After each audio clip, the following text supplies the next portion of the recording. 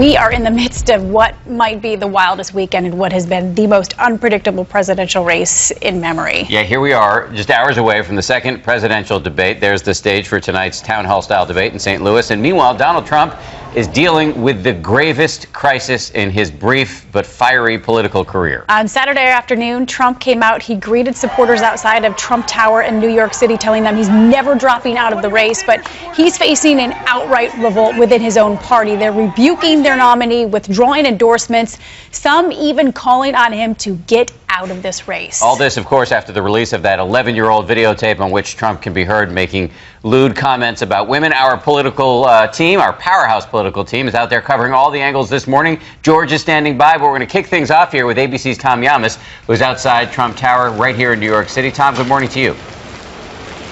Dan, good morning to you. This should have been a weekend of debate prep. Instead, Trump Tower, just behind me, turned into a war room with the Trump campaign trying to figure out how to deal with this political disaster, and Trump himself deciding to go after Bill Clinton.